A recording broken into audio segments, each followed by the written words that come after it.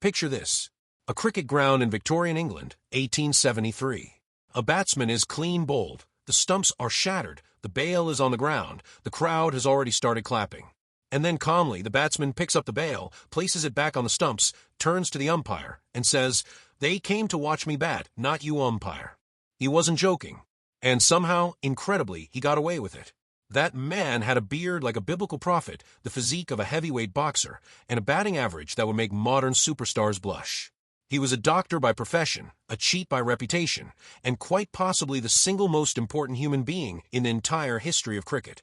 Without him, the sport you know today might not even exist in its current form. His name was William Gilbert Grace. Everyone called him WG. And this is the story of the man who invented modern batting, bent the rules whenever it suited him, and turned a gentleman's pastime into a national obsession. Stick around because by the end of this video, you'll understand why, over 100 years after his death, cricket historians still call him the father of the game. W.G. Grace was born on July 18, 1848, in a small village called Downend, near Bristol, England. And if you were designing a laboratory experiment to produce the greatest cricketer of the 19th century, you couldn't have picked a better household. His father, Henry Grace, was a doctor who was absolutely obsessed with cricket. He built a practice pitch right there in the family garden. His mother, Martha, was arguably even more cricket mad. She coached her sons personally, studied the game with real tactical depth, and is often credited by historians as being the true architect of the Grace batting style. 5 of her sons went on to play first-class cricket. 2 of them, William Grace and W.G. Grace, became genuine stars of the sport. Growing up in that house, cricket wasn't a hobby. It was basically a second language. Young William was playing serious, competitive matches against grown men before he was even a teenager. By age 9, he was already turning heads. By 15, he was scoring hundreds against adult club sides. Most kids that age are worrying about homework. WG was already dismantling grown men's bowling attacks. But here's what made him different from every gifted junior cricketer before him. This wasn't just raw, natural talent. His family treated batting almost like a science. They broke down technique, studied footwork, analyzed where the gaps in the field were. In an era when most batsmen simply swung hard and hoped, the Grace household was quietly building something closer to a modern coaching manual, decades before anyone else thought that way. By the time WG was a teenager, word had already started spreading around Gloucestershire that there was a Grace boy who could do things with a cricket that nobody had really seen before. To understand why W.G. Grace mattered so much, you need to understand what batting looked like before him. In the mid-1800s, cricket was still a fairly primitive game tactically. Batsmen were divided into 2 basic types. There were back-foot players who mostly defended and nudged the ball around cautiously. And there were front-foot players who attacked but were often vulnerable and inconsistent. Almost nobody combined the 2 approaches. You picked a lane and stayed in it. W.G. Grace looked at that divide and essentially said, why not both? He developed a game where he could rock back and cut or pull with brutal power, and then the very next ball, step forward and drive elegantly through the covers. He didn't just have one method, he had answers for every single delivery a bowler could throw at him. This sounds obvious to us now because it's literally the foundation of how every top-class batsman is taught to play today. But in the 1860s, this was revolutionary. Historians generally agree that W.G. Grace was the man who essentially invented what we'd now call complete batting. And the results were absurd. In 1866, at just 18 years old, he scored 224 not out in a top-level match. And get this, he actually left the ground partway through his innings to go run in a 440-yard race at an athletics meeting, won that too, and then came back and continued batting. Let that sink in. He took a break from destroying a professional bowling attack to go win a foot race, and then returned to keep destroying the bowling attack. By his early 20s, W.G. wasn't just good. He was operating on a different planet compared to his contemporaries. In 1871, he scored over 2,000 runs in English season, a genuinely massive number for that era, when pitches were rough, bats were basic, and boundaries weren't even universally in use yet.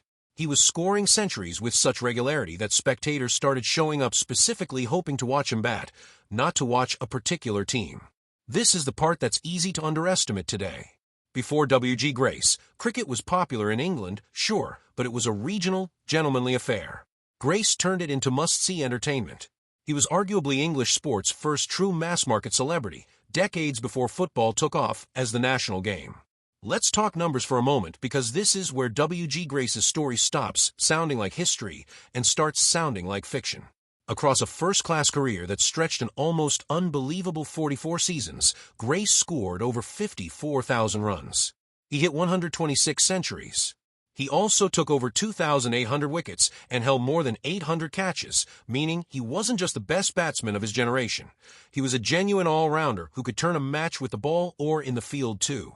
To put the longevity in perspective, he made his first-class debut in 1865 and was still playing top-level cricket in the early 1900s. That's not a career, that's basically two different eras of the sport stitched together by one man. Bowlers who faced him as young rookies were sometimes still bowling to him as grizzled veterans decades later. In 1876, at the age of 28, Grace had arguably the greatest single stretch of batting anyone had produced up to that point. Within the space of about 8 days, he scored 344 in one innings, then 177 in the next match, and then 318 not out in the match after that. 3 innings, over 800 runs combined, in barely more than a week. Modern statisticians still bring this stretch up when arguing about the greatest purple patches in cricket history. And here's a stat that really puts his dominance in context. For long periods of his career, Grace was scoring runs at a rate so far ahead of every other batsman in England that commentators genuinely struggled to describe the gap. It wasn't like comparing a great player to a good player. It was like comparing a great player to an entirely different sport. He did all of this, by the way, while training and working as a qualified physician. He studied medicine, eventually earning his medical degree, and practiced as a doctor in Bristol for years, while simultaneously being the most famous cricketer on the planet. Try to picture a modern superstar athlete also running a medical practice on the side. It's almost impossible to imagine today, but that was just Tuesday for W.G. Grace. Now here's where the story gets a lot more interesting and a lot less saintly. Victorian cricket had a very rigid class system baked right into it. Players were officially split into 2 categories: gentlemen, who were amateurs playing supposedly for the love of the game, and players, who were professionals paid a working wage. Gentlemen got listed on scorecards with their initials before their surname. Professionals got listed with initials after. Gentlemen had separate dressing rooms from professionals. It was a strict, almost absurd class divide stitched right into the sport. W.G. Grace was officially, proudly, an amateur gentleman his entire career. Except he almost certainly made more money from cricket than most of the actual professionals did. Grace was paid what were called expenses and appearance fees for matches and tours that were, by any honest accounting, essentially disguised professional wages, and often far larger than what genuine working-class professional cricketers were earning at the time. On overseas tours to Australia, he reportedly negotiated fees that dwarfed what his teammates were paid.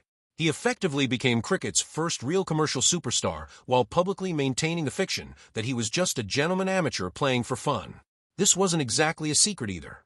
Plenty of contemporaries grumbled about it. But Grace was so enormously popular and so central to cricket's growing commercial appeal that authorities largely looked the other way. He was, in a very real sense, too big and too profitable for the sport to discipline. There's something almost modern about this part of his story. Long before sports had endorsement deals, appearance fees, and commercial sponsorships in any organized sense, W.G. Grace was already quietly building his own version of it, all while wearing the label of a humble amateur gentleman. If W.G. Grace were playing today, he would absolutely, without question, be racking up code of conduct violations on a weekly basis. He was famous, maybe even infamous, for bending the rules of the game whenever it suited him, and for intimidating umpires into letting him get away with it. That opening story about replacing the bail after being bowled and telling the umpire the crowd came to watch him bat, that's not an exaggerated legend. Multiple contemporary accounts describe genuinely similar incidents throughout his career. He would argue decisions relentlessly. He'd loom over umpires. Remember, this was a huge, physically imposing man with that enormous beard, and simply refused to accept he was out unless the umpire was completely certain and completely fearless. Given how famous and powerful Grace was within English cricket, plenty of umpires simply weren't willing to have that confrontation. There are documented stories of Grace disputing stumpings, disputing catches, and generally using sheer force of reputation to stay at the crease longer than he probably should have. There's a particularly well-known story from a match where a young bowler dismissed Grace early, only for Grace to inform the umpire, essentially, that the crowd hadn't paid to watch the bowler, they'd paid to watch him bat, and then simply continued his innings as if nothing had happened. Whether every detail of every version of this story is perfectly accurate is debated by historians, but the fact that so many similar stories exist tells you everything about his reputation. And yet somehow, none of this seemed to actually damage his popularity.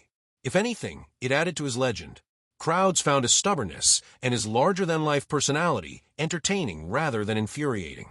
He wasn't just admired as a cricketer, he was loved as a character, gruff edges and all. In many ways, he was cricket's first genuine anti-hero, decades before that concept existed in sport.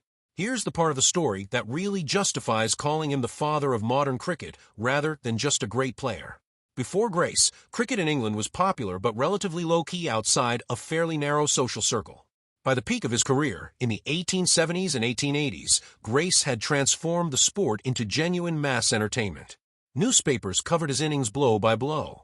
Enormous crowds turned up specifically to watch him, sometimes paying good money purely for the chance he might bat that day. Businesses sold merchandise with his image on it. Songs and poems were written about him. When Grace toured Australia in 1873 to 1874, and again later in his career, these tours became major cultural events, not just cricket fixtures. He helped establish cricket as something worth traveling around the world for, worth building international rivalries around, worth genuinely caring about at a national level rather than just a village green pastime. He was also central to standardizing and professionalizing how the sport was organized.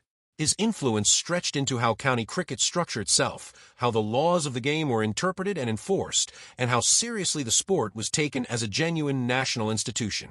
When historians talk about cricket transitioning from a scattered regional hobby into a structured, commercially significant, internationally followed sport, Grace's career sits right at the center of that transition. It's genuinely hard to think of a comparable figure in another sport. Imagine one single athlete being simultaneously your greatest player, your biggest commercial draw, your most influential rule bender, and one of the key architects of how the entire sport eventually got organized. That's the scale of what W.G. Grace represented to Victorian cricket. Grace kept playing first-class cricket deep into his 50s, which is almost unthinkable by modern standards. He captained England in Test matches, helped found and lead a new cricket club called London County later in his career, and remained a genuinely competitive presence on the field well past the age when most cricketers of his era had long since retired. By the early 1900s, though, the game was changing. Cricket was modernizing, younger players were emerging with faster, sharper skills suited to a new century, and the sport that Grace had spent nearly 4 decades shaping was beginning to move past him. He played his last first-class match in 1908 at the age of nearly 60, a staggering full stop to a career that had begun back in the 1860s. World War I broke out in 1914, and it hit Grace hard emotionally. He reportedly hated seeing German bombing raids affect areas near his home and worried deeply about the state of the world during the conflict. His health, already declining, worsened under the stress of wartime Britain. W.G. Grace died on October 23, 1915, at the age of 67, following a stroke. Cricket grounds across England paused. Newspapers ran extensive obituaries treating his death as something close to a national event. The man who had spent nearly 50 years as the single most recognizable figure in English sport was gone, but the sport he helped build was only just getting started on the global stage. So why does any of this matter now, more than a century later? Because almost everything modern cricket takes for granted traces back, in some form, to what Grace pioneered. The idea of a complete batsman who can defend and attack with equal skill? That's Grace's blueprint. The idea of cricket as genuine mass entertainment rather than a quiet gentleman's pastime? Grace built that audience. The uncomfortable, complicated relationship between amateurism and money in sport? Grace was arguably the first true case study in how that tension actually plays out in the real world. Even the messier parts of his legacy, the gamesmanship, the bending of amateur rules, the sheer force of personality used to influence decisions, reflect something that's still recognizable in sport today. Cricket has always had this tension between the spirit of the game and the will to win at any cost, and W.G. Grace basically embodied both sides of that tension inside one enormous, bearded, controversial human being. Statisticians will point out that comparing his numbers directly to modern players is difficult, given how different the pitches, equipment, and competition were in the 1800s. But that actually somewhat misses the point. Grace's true legacy isn't really about the raw numbers, staggering as they are. It's about the fact that he essentially invented the template for what a dominant, complete box office cricketer looks like, a template that every genuine batting legend since from Don Bradman to Sachin Tendulkar to Virat Kohli has been building on in one way or another. Cricket historians don't call him the father of the sport as some kind of empty honorary title. They call him that because it's genuinely difficult to imagine what cricket would look like today without him. So the next time you watch a modern batsman effortlessly switch between attack and defense mid-over without missing a beat, remember there was a moment in history when nobody actually played that way. A big, stubborn, brilliant Victorian doctor with an enormous beard basically had to invent it himself on a rough English pitch over 150 years ago. That's the story of William Gilbert Grace, the original cricket legend. If you enjoyed this deep dive into cricket history, make sure you're subscribed to Primetime Sports because we've got a lot more legendary stories coming, from the golden age of cricket right up to today's biggest stars. Drop a comment and let us know which cricket legend you want us to cover next. Until then, we'll see you in the next one.